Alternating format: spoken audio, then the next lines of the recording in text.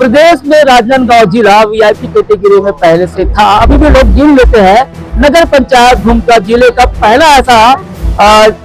चुनाव है नगर पंचायत का जहां महिलाओं के लिए महिलाओं ने चुना है और 2 महिलाओं ने यहाँ पे काफी मशक्कत की है, काफी एक्सरसाइज की जा सकती है। और यहाँ पर अगर देखा जाए तो बीजेपी ने काफी लंबी फेज से अपनी सारे दाव पेज भी लगा दिए थे इनके हिसाब से और सारे दिग्गज को खड़ा कर दिया, पूरी फौज खड़ी कर दी थी। वही कांग्रेस ने यहाँ पर पूर्व विधायक जैसे कि धनेश पाटिल जी है और हमारे साथ भुवनेश्वर बघेल जी है और साथ में अभी वर्तमान जो विधायक है हर्षिता बघेल और यहाँ बहुत सारे कांग्रेसी है जिन्होंने यहाँ पे अच्छी मेहनत की है। हालांकि बीजेपी के पार्षद ज्यादा है, लेकिन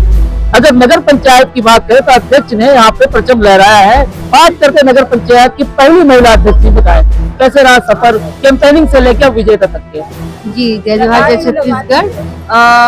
भरी गर्मी तपती गर्मी में मैं और मेरी महिलाएं पूरे साथ डोर टू डोर हर रोज 100 से 150 महिलाएं मेरे साथ रहती थी और हमने कम से कम 4 से 5 राउंड हर घर किया है और उनको जो विश्वास दिलाया पूर्व में भी उन्होंने मुझे अपने भाई बहुमत से सरपंच बनाया था और उस सरपंच के दरमियान जो मैंने काम किया उनको बहुत अच्छा लगा और उनके सुख दुख की साथी बनी रही मैं। और उनके बिहाफ पे उन्होंने अभी मुझे कहा था कि आप आगे आओ, मैं आपका हम पूरे नगरवासी ने कहा था हम साथ देंगे आपका और उसका प्रतिफल आज नजर आ रहा है कि मेरी पूरे जनता ने मुझे साथ दिया। और साथ में मैं अपने पूरे कांग्रेस टीम को, हमारी विधायक मैडम हर्षिता बघेल जी को, जिला के हमारे अध्यक्ष भैया विपिन यादव जी को और हमारे पूरे मुख्यमंत्री आदरणीय भूपेश बघेल जी को, दीपक आदरणीय भैया दीपक बैस जी को धन्यवाद दूंगी और नवाज भैया को भी धन्यवाद दूंगी। भैया मैं तो आगे बोल रही हूँ, आप सुनिए। पूरे कांग्रेस टीम, पूरा राजनांदगांव जिला, पूरे सबको मैं धन्यवाद दूंगी। साथ साथ में मेरे माया परिवार और मेरे समस्त नगरवासी को धन्यवाद दूंगी कि उन्होंने मुझ पर विश्वास जताया है और उस विश्वास में पूरी खरी उतरने की कोशिश करूंगी। संघर्ष का सफर रहा? संघर्ष नहीं समझूंगी क्योंकि संघर्ष था क्योंकि सामने वाले जब बीजेपी के लोग डबल इंजन की सरकार, ट्रिपल इंजन की सरकार ऐसा बोल के जनता के पास जा रहे थे और जनता को बोल रहे थे कि हम हैं तो यहाँ पे विकास होगा, हम नहीं, हमको वोट नहीं दोगे तो विकास नहीं होगा, हमें वोट दोगे तो आपका राशन कार्ड नहीं कटेगा, हमें वोट दोगे तो आपका महतारी बंधन योजना नहीं कटेगा और अगर आप नहीं देते हो तो सारा कुछ कटेगा।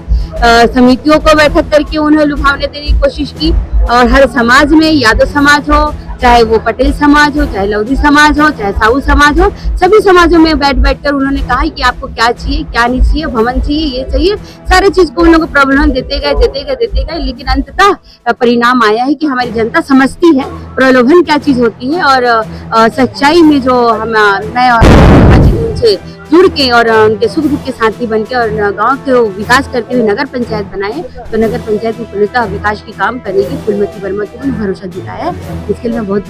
धन्यवाद देती हूँ जनता को। चलिए, फूलमती जी ने कहा कि भरोसा दिला रही हो कि जितना काम हो सकेगा, जो रोड में बनेगा वो सबके सामने होगा, सबके साथ होगा। लेकिन कहीं न कहीं फूल को फूलमती ने करारी मात दे दी है क्योंकि यहाँ पर कांटे की टक्कर थी तो बीजेपी वाले भी सोच में पड़ गए कि हमारे के नाम का उपयोग तो हो गया यार, निपटा दिया यहाँ पे हम लोगों को कांग्रेसियों ने। चलिए, यहाँ पे हर्षिता बघेल जी है, उनने भी काफी मेहनत की है और उनको एक राय पूछना चाहूंगा कि मैं सुनते रहा था कि आप नींबू मिर्ची से चालू करूंगा हर्षिता जी से, विधायक है डोंगरगढ़ की, ये बताए। अब नींबू मिर्ची की बात तो आप जान रहे हैं कि भारतीय जनता पार्टी जो है यहाँ पे कई तरह के प्रलोभन दे के थक गई। आखिर में उसके बड़े बड़े नेता हैं, उनके यहाँ उप मुख्यमंत्री भी आके यहाँ पे थक गए तब उन्होंने एक टोटका आजमाया कि नींबू मिर्ची का खेल खेल ले ताकि जनता इसमें भ्रमित हो जाए और भ्रमित होने के बाद फूलमती वर्मा जी जो कि हमारी अभी अध्यक्ष के रूप में जीत के आई हैं वो हार जाए। लेकिन ऐसा कुछ भी नहीं हुआ, उनका प्रलोभन, उनका ये टोटका भी काम नहीं आया और उसके बाद उन्होंने तो मतलब बाहर के लड़कों को भी यहाँ पे भेज के आतंकी मारपीट और कई तरह के हथकंडे अपनाए। उसके बाद भी डराने धमकाने सब करने के बाद भी फूल को मात देने में फूलमती कामयाब। फूल को मात देने में फूलमती कामयाब हुई, ये हर्षिता बघेल जी ने कहा है। यहाँ पर पूर्व महापौर सुदेश देशमुख जी है, यहाँ पर पूर्व विधायक बैठे हैं, यहाँ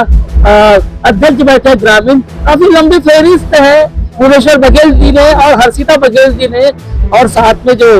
हालांकि बुजुर्ग रहे नहीं है, आज भी जवान है धनेश पाटिल, उन्होंने काफी मेहनत की है। मतलब 3 विधायक, 1 मंत्री, अब विधायक तो है मतलब बोला जा सकता है। तो आप ये कह लीजिए कि कहीं ना कहीं यहाँ पर पूरे चक्र को अगर तोड़ने में कामयाब रहे, उसके पीछे हर्षिता बघेल, भुवनेश्वर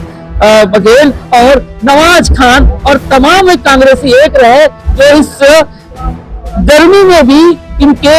अवैध किले को भेज दिया। क्योंकि लोकसभा विधानसभा में भी बताया जाता है कि इस क्षेत्र में बीजेपी की काफी दखल थी, काफी वोट थे, उसके बावजूद विनिंग हुए हैं। तो कहीं ना कहीं यहाँ पर जब चुनावी कैंपेनिंग हुआ है तो मैंने बताया है इसके पहले भी, फिर बता दूं कि यहाँ पर प्रदेश बीजेपी के प्रेसिडेंट, उसी प्रकार सीएम, डिप्टी सीएम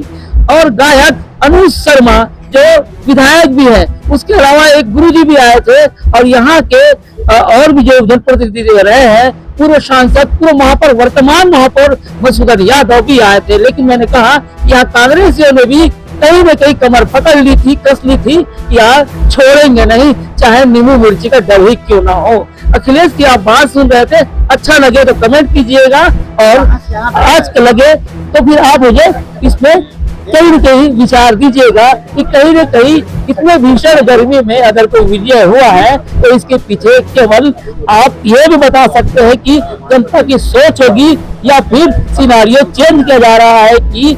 गर्मी के बाद बरसात भी आती भैया। मतलब बीजेपी को यहाँ के लोग कांग्रेस से चुना, हालांकि बीजेपी के पार्षद ज्यादा है। ठीक है, आपके सुझाव विचार आमंत्रित रहेंगे, टोटका मेरे पे मत करना क्योंकि सीधी बात करने की आदत है।